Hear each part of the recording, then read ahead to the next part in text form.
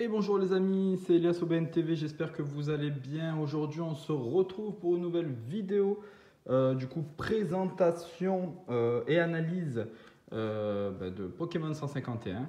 Bien sûr c'est une analyse personnelle et non une analyse, enfin voilà, j'ai pas de boule de cristal, rien du tout. On va parler investissement, on va parler collection, on va parler prix des cartes. Voilà. Donc, encore une fois, je vous le dis, ça n'engage que moi. Je n'ai pas de boule magique, donc je ne pourrais pas être sûr. Enfin, tout ce que je vous dis là n'est pas sûr d'arriver non plus. Voilà. Donc, tout ce qui va parler d'investissement, etc., prix des cartes, évolution, etc., ce n'est que mon avis personnel. Avant de commencer la vidéo, n'hésite pas à t'abonner à la chaîne pour être notifié des prochaines vidéos. N'hésite pas à liker la vidéo si elle t'a plu et à laisser un petit commentaire pour me dire ce que toi tu penses de cette série-là, mais aussi pour savoir ce que tu as eu dans tes boosters. On va commencer du coup par la nostalgie, parler un petit peu de la nostalgie de Pokémon. C'est les 151 premiers Pokémon. Voilà. J'ai pas plus à dire que ça. C'est la région de Kanto. Tu fermes les yeux, tu te retrouves à jouer à Pokémon rouge, à Pokémon bleu, Pokémon jaune. Voilà, c'est la nostalgie. C'est la nostalgie. Regardez les aventures de Sacha. Enfin voilà. C'est la nostalgie, c'est Pokémon, c'est tout ce qu'on aime, c'est la passion. Et ils nous ont pendu ça. Voilà, Pokémon Company a fait du bon taf, j'ai envie de te dire. C'est ce qu'on attendait. En plus, on est Mew. Voilà, ça, c'était le petit plus. C'est mon Pokémon, l'un de mes Pokémon préférés avec Mewtwo. Donc voilà, quand tu as vu le premier film Pokémon, automatiquement tu te dis, voilà, c'est mon Pokémon préféré. Ils ont tellement la classe dedans que voilà. Donc voilà, on va parler aussi du coup là rapidement des ETB, des bundles et le classeur. Donc c'est les trois items qui sont sortis le 22 septembre, vendredi 22 septembre, donc il y a à peu près une semaine. Voilà. Le temps d'attendre les prochains items qui vont sortir entre le 6 et le 7. Les prochains items, il y aura les mini-tins, il y aura le coffret Elector, le coffret à la Kazam, il y aura le tripack avec 3 cartes promo des 3 starters, mais aussi l'ultra premium que tout le monde attend avec impatience, le Saint Graal. Les ETB, le bundle et les classeurs. Les classeurs, je crois qu'aujourd'hui on en retrouve encore dans les Micromania. J'en ai vu aussi quelques-uns dans les boutiques spécialisées. C'est pas l'item qui va partir le plus, mais attention, c'est un item qui va quand même partir lorsqu'il n'y aura plus d'items 151. Vous allez voir. Faut savoir que les items 151 disparaîtront de la surface de la Terre, en tout cas dans les boutiques et les magasins, aux alentours de fin octobre. Enfin même mi-octobre, parce que les gens vont faire une razzia. Voilà, il faut être honnête.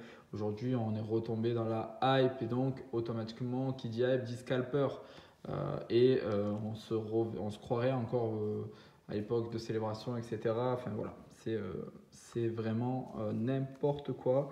Dans les magasins, les ETB, du jamais vu. Voilà, même Zénith Suprême qui a pris quasiment un x2 en quelques mois. Là, on se retrouve avec des ETB qui ont été achetés le matin à 9h, 9h30 à 55 euros, revendus le soir à 80 euros, les gars. 80-90 euros. Et il y a eu des ventes réussies. Donc voilà, tout ça pour vous dire qu'aujourd'hui, on est sur une série banger. Alors oui, je ne vous incite pas, attention, à acheter. Justement, au contraire, je vous dirais même de ne pas acheter sur le bon coin, sur Vinted et sur eBay des ETB à 80-90 euros. Bien sûr que je vous dis ça parce que ça alimente les scalpers justement. Et si personne n'achète, les scalpers sont obligés de baisser les prix. Voilà, que tu revends ton ETB pour faire un 5-10 euros de bénéfice, ok, je peux comprendre. Maintenant, pour faire un x2 le jour même, non. Tu veux faire un x2 dans 1 an, 2 ans, 3 ans, à la rigueur, mais tu fais pas un x2 le jour même. Donc voilà. C'est mon avis. Bundle, on a eu à Cultura, quelques boutiques indépendantes, mais après, voilà, disparu. Il fallait regarder sur Internet, chercher sur Internet. Je crois qu'il y en avait encore il y a pas récemment sur des sites Internet. C'était l'item le plus intéressant à ouvrir. Quoique je ne suis pas tout à fait d'accord parce que certes, j'ai fait 2 ouvertures de bundle que vous allez pouvoir voir en vidéo sur ma chaîne qui se sont très très bien passés, magique, hein, vous allez voir, de toute façon, je vous spoil pas, je vous laisse aller voir, mais très bonne ouverture. Mais mon ETB a été aussi exceptionnel et j'ai vu d'autres ETB qui ont été exceptionnels. On a beaucoup dit que les ETB n'étaient pas très généreuses. Allez-y voir mon ouverture, vous allez voir que si les ETB sont généreuses, en tout cas moi, alors peut-être que moi j'ai eu beaucoup de chance du coup pour le coup. Je voulais aussi discuter donc des boosters. Alors, le booster, que contient un booster? 10 cartes, comme tous les boosters. Des cartes co, des cartes enco, des reverse, des holo, des énergies holo. Ça, c'est une petite nouveauté.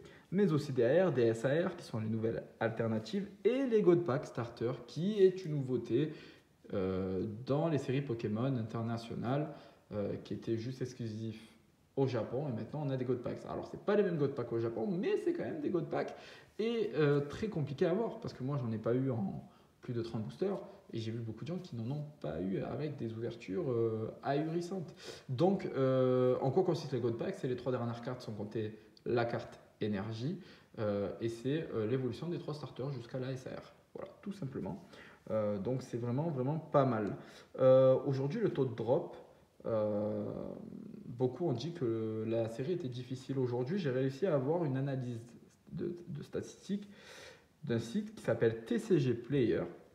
Et donc, ils ont fait 1500 ouvertures. Bien sûr, ça va être une moyenne, mais ils ont donné des résultats par rapport au taux de drop de chaque carte, on va dire.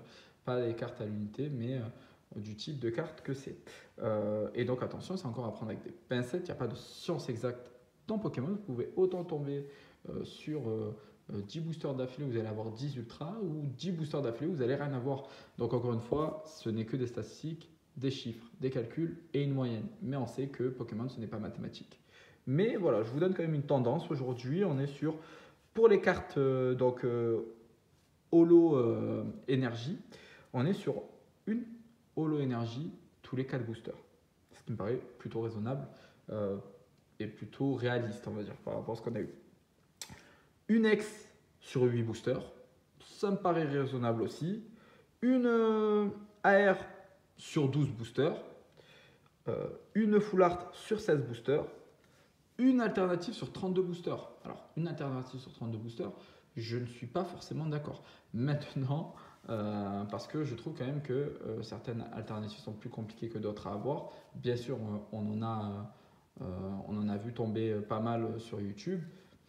Bon, mais c'est quand même un bon taux. Hein. 1 sur 32, c'est quand même un très bon taux. Et les gold, 1 sur 51, pardon. 1 sur 51 boosters. À savoir que dans les gold, il y en a 3, il me semble, dans cette série. Et que bien sûr, la gold qu'on veut, c'est la Mew. Les autres, elles ne sont pas très intéressantes. C'est pas pour une Pokéball que tu vas être content. Mais la Mew est très intéressante. Voilà, donc ça c'était au niveau des taux de drop, au niveau des prix des cartes. Alors j'ai peut-être oublié des cartes, c'est possible. En tout cas, voilà, j'ai essayé de vous mettre à peu près les cartes les plus chères, voilà, du set. La plus chère, vous la connaissez, j'ai pas besoin de vous le dire. À chaque fois qu'il y en a un dans une série Pokémon, c'est toujours la carte la plus chère et la plus recherchée. C'est le Dracofeu Alternative, voilà, qui est entre 180 et 160 euros, trouvable sur à peu près toutes les plateformes. Encore une fois, pourquoi je vous donne une tranche et une moyenne entre deux montants? Parce que ça va dépendre des sites. Vinted, eBay, Card Market, voilà, ça va vraiment dépendre des sites. Les prix vont énormément changer et varier. Voilà. Puis en deuxième position, on a le Lector. Le Lector alternatif, il est exceptionnel. J'ai même, pour moi, il est plus beau que le Dracofeu, pardon. Donc il est plus beau que le Dracofeu. Après, je ne sais pas ce que vous en pensez, mais en tout cas, moi je trouve, et n'hésite pas à me le dire en commentaire, pour toi, quelle est la plus belle carte de cette série? Mais pour moi, c'est le Elector. Le Elector est juste magnifique. Le Elector alternatif avec les 3 oiseaux légendaires. Il est magique. Et là, on est sur du 110 à 90 euros. Voilà, une moyenne de 110 à 90 euros. La troisième place, c'est pour le Tortank. Le Tortank est aux alentours des 70 à 50 euros. On a après en quatrième position, qui est devant le Florizard, l'Alakazam SAR, qui est entre 70 et 60 euros. qui est une très très belle carte. En plus, le fait que Kadabra soit revenu, ça a remis un petit peu de hype pour Alakazam. Donc, peut-être voilà pourquoi son prix est tel, mais aussi parce que moi je trouve que la carte est vraiment très très sympa avec énormément de détails dedans. Et ça, je trouve qu'elle a été très très bien travaillée. La Florizarre, du coup, juste derrière, entre 60 et 50 euros. On a Invitation d'Erika entre 50 et 60 euros. Puis on se retrouve avec la Mugold entre 50 et 40 euros. Une carte qui, je pensais, serait chère, mais qui au final n'est pas chère, cote aux alentours de 15 euros. Et franchement, les gars, allez-y dessus maintenant parce que j'ai bien peur que cette carte-là va augmenter dans pas longtemps. C'est Giovanni Alternative. La carte est insane. Avec un Pokémon en plus dessus. C'est-à-dire qu'il y a un dresseur et un Pokémon. Ce qu'il n'y a pas dans Invitation d'Erika. Et donc, honnêtement, je pense que la Giovanni va augmenter. C'est quand même un personnage charismatique dans Pokémon. Donc, je pense que c'est une carte qui va exploser. Enfin, exploser, je m'entends, qui va vraiment up en termes de prix. Et donc, je pense que c'est le meilleur moment pour l'acheter. Elle est aux alentours de 15 euros. C'est vraiment peu cher pour une alternative dresseur. Et derrière, là, je vous ai mis une petite moyenne. Donc, les full art, on est aux alentours des 17 euros. En moyenne, les AR, on est aux alentours des 13 euros. Les X, on devrait être aux alentours des 2 euros, 2,50 euros en moyenne. Maintenant, le drapeau feu qui cote à pratiquement 20 balles. Du coup, à up un petit peu tout ça. Et du coup, on est plutôt à 3,50 euros, 4 euros en moyenne au niveau des X. Et pour finir, les énergies holo, où on est à 2 euros. Voilà. Tombe assez souvent, donc voilà, je ne m'attendais pas à plus. Aujourd'hui, la question est-ce que ces prix-là vont augmenter? Est-ce que la série va up en termes de prix dans les prochains jours, prochaines semaines, prochains mois?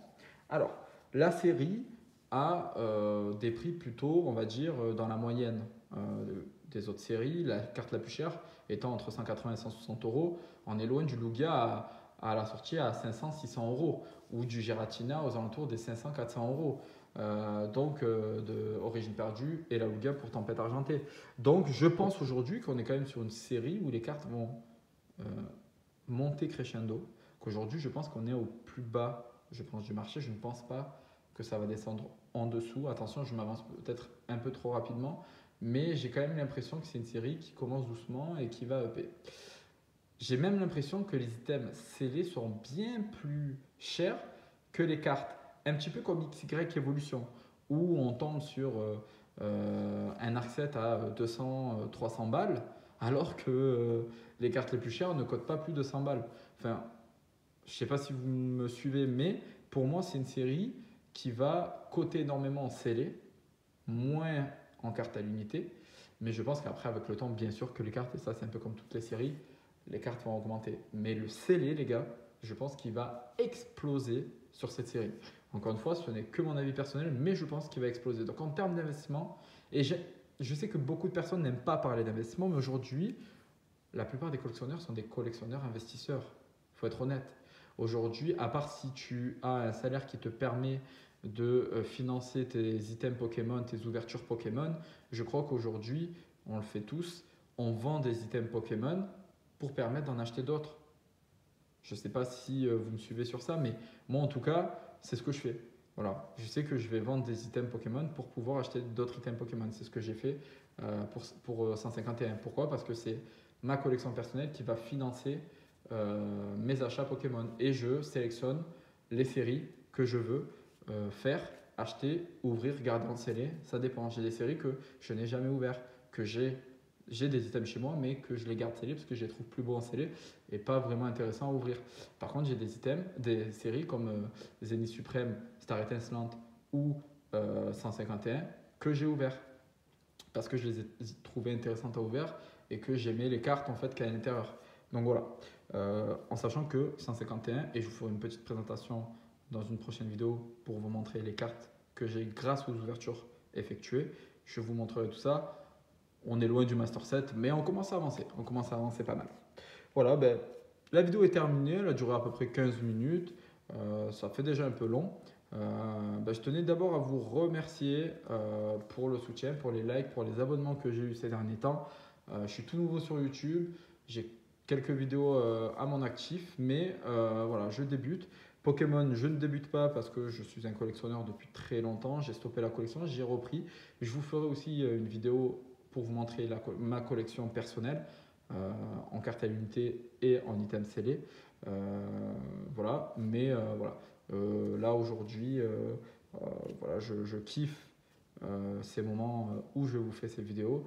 Je prends énormément de plaisir. J'espère que vous prenez du plaisir à me regarder. Et voilà. Donc n'hésitez pas à vous abonner pour soutenir la chaîne, mais surtout pour être notifié de toutes les vidéos qui vont sortir, parce qu'il y en a d'autres qui vont sortir prochainement. Des vidéos info, mais aussi des vidéos ouverture. N'hésite pas aussi à liker la vidéo si elle t'a plu, à laisser un commentaire pour me dire comment toi tu trouves cette série, si pour toi c'est la meilleure série Pokémon qui est sortie ces derniers temps, et si ça ne l'est pas, quelle est ta série préférée en fait au final. Et je te dis à bientôt, bonne soirée, bonne journée ou bonne matinée encore une fois, je ne sais pas à quelle heure tu me regardes. Et sur ce, je te dis à demain ou après-demain pour une prochaine vidéo. Peace!